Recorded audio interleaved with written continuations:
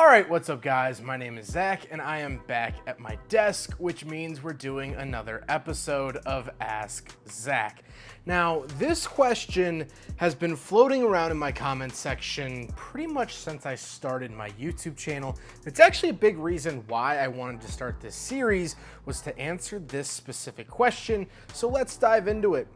Zach, why do you review dirty, sometimes disgusting cars? I'll get this comment every once in a while of a car that I'll review where the owner, or for whatever circumstance, the interior and sometimes exterior isn't clean. Now, I fully understand the fact that visually, that's not fun to look at.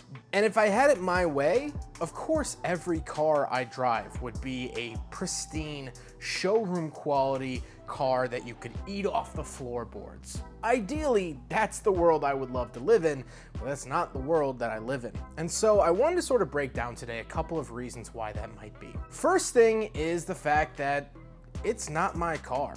And so the owners of these cars, it is up to them to clean it. Now, I don't personally clean the vehicles myself for one major reason, and that's for damage liability. I could easily bring my own microfiber towel, a little spray bottle, and when I'm reviewing a car, just pretty good sound, wipe it down and make it a little bit cleaner. But if I damage something in the process, say I use a really aggressive cleaner and it takes the paint off of a painted interior, well, that's not good. And take a look at this Cadillac ATSV that I drove that you'll see on the channel at some point. Those red bits on the interior is paint. It's not originally that way, and so I would have never known that unless the owner told me that. So if I went in with a spray bottle, started rubbing, and the red paint starts coming off and it starts showing whatever color's under it, that could be very bad. I don't want to hurt anyone's car. Similarly with the exterior paint, I could easily run it through a wash, but how many videos on YouTube, TikTok, and Instagram have you seen of car washes going haywire, damaging a car, the arm flies out, the spindle comes off, whatever it might be? It's just a liability that I don't want to take on. I actually did do this one time in a video way back in the day. I don't want to say which car it was, but I took my own microfiber towel and cleaned it up a little bit for the camera. And the dealership got mad at me for doing that. They said that, oh, you could have damaged it. You could have done this, you could have done that. And I stopped working with that dealership. Not because of that, there were some other reasons. But after that, I'm like, all right, no more. I'm not cleaning anyone else's car. It is what it is. So I always tell owners, or at least try to make a point of it, as saying, hey, your car is going to be on YouTube, as we've been talking about for however long. Make it as presentable as you want it to be, because I also had an instance where I was ready to film this car and the guy was like, oh, I'm going to get it detailed. I'm going to get it detailed before you come. I was like, sure, yeah, no problem. He spent $1,200 to get the car detailed, and it rained the day we filmed it. So ever since then, I always tell people, you don't have to clean your car. You don't have to go out and get, whatever newest shampoo, chemical guys, whatever, and do this amazing detail for the video. My verbiage is have the car as you would want it seen by the public.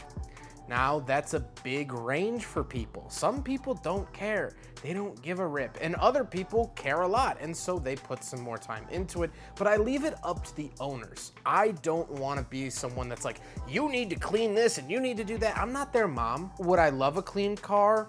Of course. But sometimes it doesn't work that way.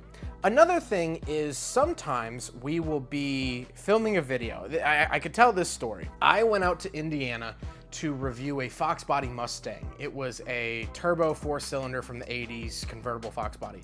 Absolutely lovely car. But when I pulled up, as soon as I pulled up, there was the Mustang in the driveway and then a Suzuki Equator pickup truck, which I've never filmed before, or hadn't filmed before at that point. And I thought that was the coolest thing in the world, the Suzuki Equator. Like, no one has those. Like, that's so neat. And so I was like, yeah, we'll film the Mustang. Can I film your Suzuki Equator work truck? And the owner was like, sure. Yeah, if you want, it's a work truck. And he was like, do you want me to clean it? I'm like, I don't care. It's fine. Like, I'll drive it as it is. Like, I just want to film an Equator. And so sometimes we aren't scheduled to film something and we end up filming it, and the owner's like, I don't have time to clean it. And it's my decision to go, that's okay.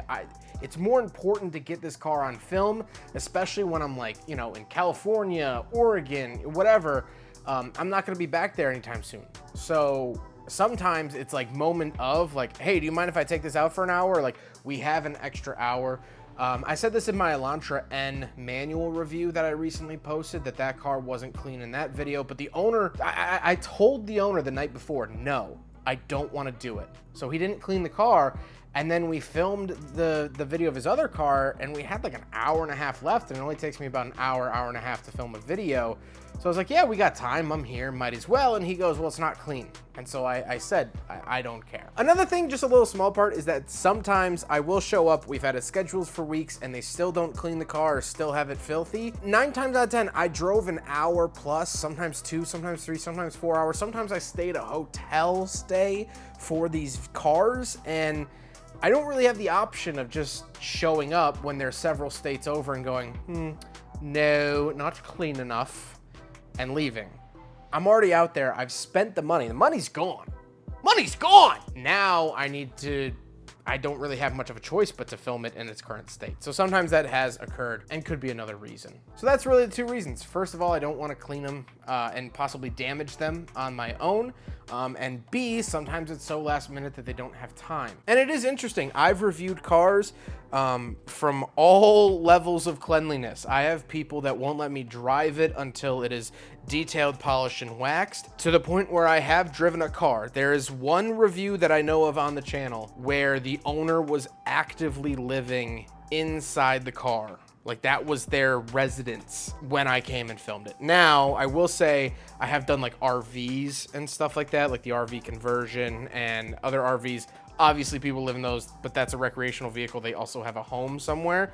I'm saying one car on the channel, someone was actually actively living. That was their only source of residence. That was something that happened, and that's something that occasionally happens too. So anyway, long story short, that is the short and sweet version of why I sometimes review really dirty cars. In a perfect world, it wouldn't happen, but we don't live in a perfect world, and I want to provide you guys with cool and unique cars for content. So sometimes life just doesn't work out that way. But also, please be nice to the owners. The owners were very kind enough to let me borrow their car and film it at all. If it's not clean, I understand that, but I've seen some mean comments, and I have been doing this for over 10 years. I've been posting on YouTube for, 14 years? I've been posting on YouTube since 2008. I can handle the mean comments when people make fun of me, call things out, whatever. The owners aren't used to that. They're not YouTubers. They don't get the hate comments every day, so they don't have a thick skin for it. So next time you see a dirty car on the channel, and I'm sure it'll happen again, just know that there is a person who's very excited to see their car on YouTube, and they're gonna be reading every single comment.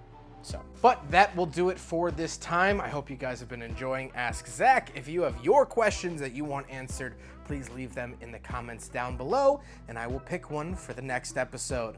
But until then, good night, everyone.